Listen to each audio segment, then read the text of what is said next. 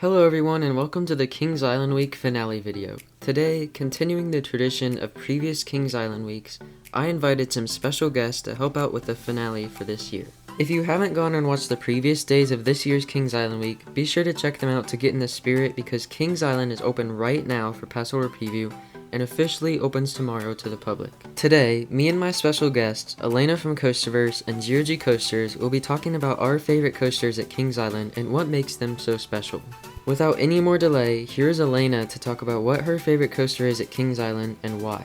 Mystic Timbers is Kings Island's latest and greatest wooden roller coaster, and it made an awesome addition to this already stellar park. Standing at a height of 109 feet and going at top speeds of 53 miles per hour, this 7-year-old roller coaster has aged incredibly. The ride takes you on a 3,265-foot long journey, starting with a curved drop, which provides surprisingly great laterals. But before you know it, you're already rising into a large hill where you perform a trick track type of maneuver. This element provides some great airtime and laterals, and the large drop in the back row is unforgettable. It's easily one of my favorite moments on the entire ride. After this, you curve and rise into a brief bunny hill, providing some pretty decent moments of floater airtime. You then snap to the left and right multiple times, each one providing insane laterals, and especially at night, these definitely do not feel like filler elements. From there, you continue to gain elevation on the terrain itself, while also getting some brief pops of both ejector and laterals. Then you enter a tunnel section, which is mostly just one large curve, however you then fly through another great bunny hill. This isn't the largest element on the ride, but it's still a great one. And after this small bunny hill, you rise into two larger ones. And let me tell you, at night, these bunny hills deliver especially good airtime. You snap a couple more times, then fly through some more bunny hills, each providing stronger and stronger airtime as you continue. And then the ride is over. Now this is where the ride gets really good. You crawl into the shed, which is the main theme of Mystic Timbers. But if you don't know what's in the shed, well, let me tell you, it is totally not a drop track. Although the theming isn't great, and I was just kidding earlier, the shed is still a fun time to take a breather and come to some kind of consensus about just how good of a ride you had just experienced. Now, is Mystic Timbers my favorite ride at Kings Island? Well, not exactly. Orion is ranked higher, and is one of the best steel coasters that I've ridden. However, Mystic Timbers is easily the best wooden roller coaster I've ever been on, and it's not even close. Plus, I'd honestly say that Mystic Timbers is objectively the best ride at Kings Island. It's low to the ground intensity, crazy pops of surprise, floater, and ejector airtime, and even some surprise lateral moments that have you pinned to the seat next to you. All make up for an amazing roller coaster. Not to mention the restraints, which aren't my favorite, but are definitely comfortable enough for this type of ride. The coaster is just simply out of control, and it's exactly what I look for in a roller coaster.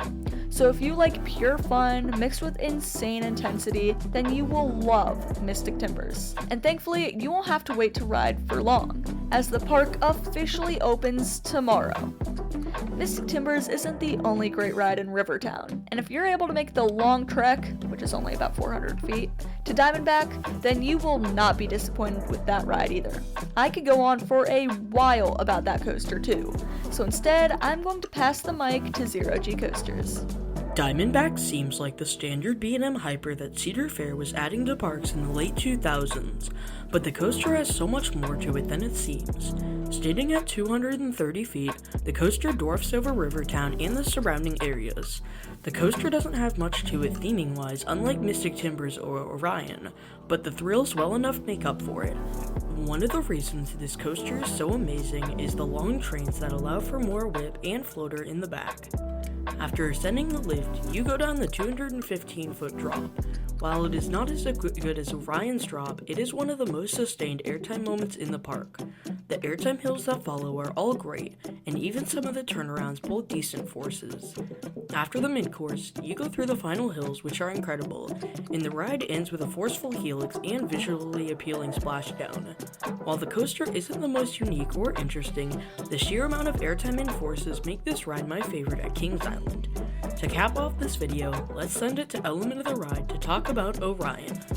Orion is the park's newest thrill coaster. Opening in 2020, Orion stands 287 feet tall with a 300-foot drop, making it a giga coaster. It reaches speeds of 91 miles an hour and it's 5,321 feet long.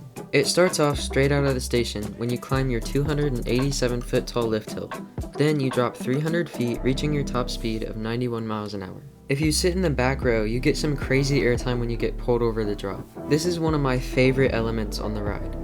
Next, you go into a wave turn that is fairly high off the ground. You don't get too much forces, maybe some of the slightest floater airtime, but it's still fun and enjoyable since you don't really see these type of elements on B&Ms. You then go into your turnaround, which doesn't do much in terms of forces, but it's high off the ground, so it gives you a good view of the surrounding area, especially the beast. Next, you go into my favorite element on the ride, the speed hill. No matter where you are on the train, you take this element at a crazy fast speed, and you get a few solid seconds of what feels like borderline ejector airtime. Then you go into a trimmed camelback. It's disappointing that they put a trim on it, but it still gives some floater airtime, so it's not a full disappointment.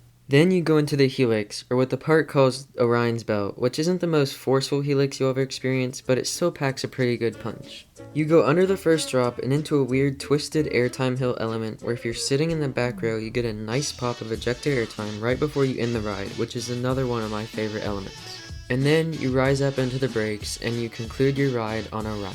When Orion came to the park in 2020, it brought a full redo of the theming in Area 72. Now it looks a whole lot better and Orion was the perfect coaster to improve that area. I feel like Kings Island did their best with the space theme and the whole entire area looks very nice. Orion is my favorite ride at the park, not only for the ride experience and the theme, but for the role it played in me becoming an enthusiast as well. The ride experience alone makes people think that it's the best in the park with its amazing airtime and speed, but for me it's a combination of that and how I had to overcome it as I became an enthusiast. I had first started becoming an enthusiast when Orion was announced. Me and my friends were scared of coasters, we had ridden the Bat as our first big roller coaster, and in early 2019 we conquered Mystic Timbers, the Racer, and the Beast. Later that summer, we decided to ride coasters with inversions like Banshee, Vortex, and Vertigo, and Flight of Fear. By the end of the 2019 season, the only thing we hadn't ridden was Diamondback, and Orion was just announced. So when we went back in late 2020, Orion had become the new goal. We weren't really familiar with other parks, so the biggest coaster we had known about was Orion. Once we had ridden both Orion and Diamondback, we established that Orion was our favorite coaster in the park, probably because of how proud of ourselves we were that we had conquered our fears and ridden everything at Kings Island, including Orion. So with its very enjoyable ride experience, amazing theme, and personal connection to me being an enthusiast, it still stands today as my favorite coaster at Kings Island. Thank you all for watching. I hope you really enjoyed hearing about our favorite coasters at Kings Island, and I hope you also enjoyed hearing from some other creators than just myself. If you've never heard of CoasterVerse or ZOG Coasters, please go check out their channels. They'll be linked in the description below. I highly suggest checking them out. I hope you all enjoyed the 3rd annual Kings Island Week series, and I hope to continue this next year as well. Thank you all so much for your support. I'm glad I can make this series happen again this year. I hope you all enjoy your visits to Kings Island in 2024 now that the wait is finally over.